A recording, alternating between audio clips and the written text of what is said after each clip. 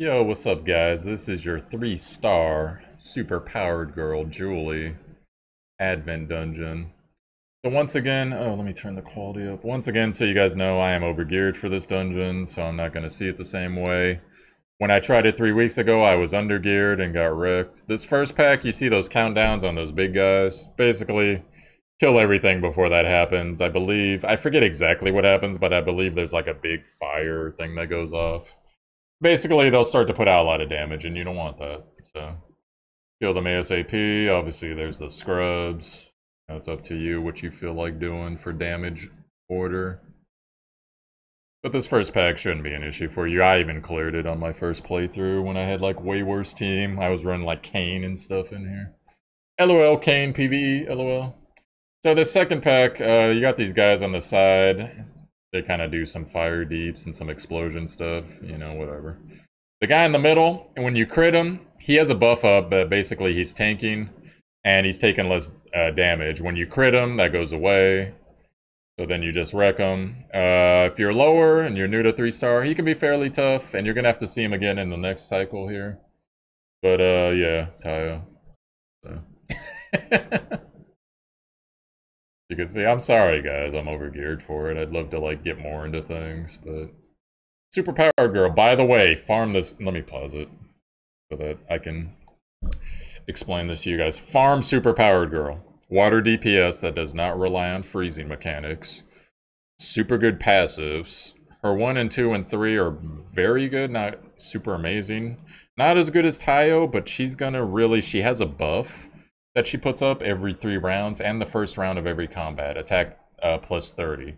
Really good unit. If you can get her farmable, farm her up. You know, you got 2 weeks, I believe it is. Get her skills and build your water team. So, because it's hard to get good water deep. So as you see, her father's over there on the left again. He tanks.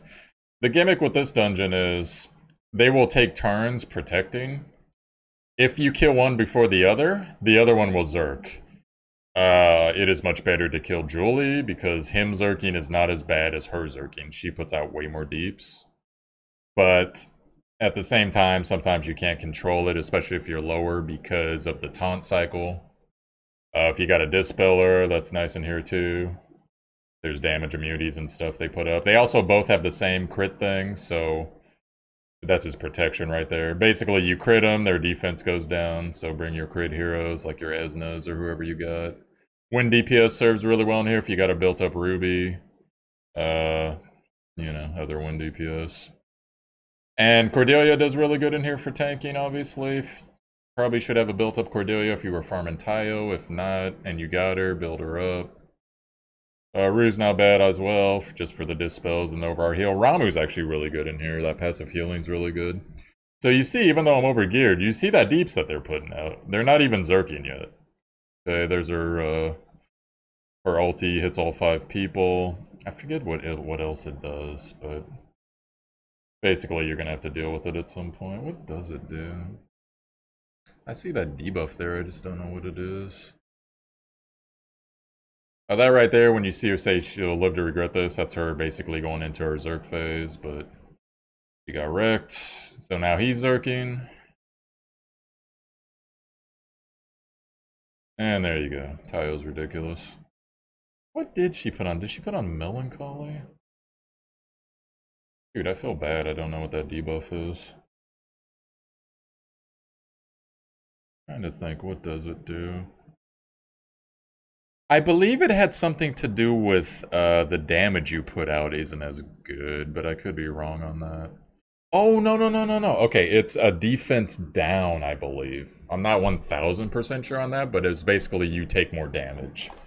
So when they're zerking and the burn phase is going, yeah, you are going to take a lot of damage no matter what you do, so. Anyways, I hope that video was helpful for you guys. Once again, farm Julie. Julie, not as good as Tayo as far as water DPS goes, but still very good and can work in conjunction with him. You got an Esna with a 60% bonus water damage leadership. You got a Tayo, you got a Julie. Bring a support like a Karen or whoever. And Aika is actually pretty good. Demos works. And then, you know, water tank. We're actually low on Marduk right now, because Marduk's 3 doesn't make sense. The short version is his 3 stuns if something is taunted, but he can only taunt with his 1 unless there's some talent somewhere that he might have. So, and he's so slow that by the time his turn comes up again, the taunt will have worn away, because you know how fast that enemies take turns in this game. So they need to change that, and Netmarble needs to do something for him, and his passives ain't that great. So honestly, that girl Carolina, if you see her with the umbrella, superior water tank in most people's opinions right now. So check her out if you got her. I think she's a SR. So, but otherwise, if you don't need a tank, you know, get another water hero or don't.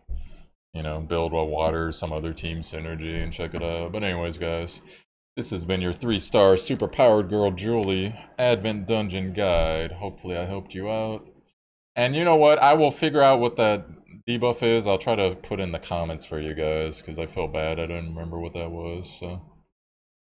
I believe it's defense down, but we'll see. Anyways, Showtimedr on Twitch, yada yada yada yada yada.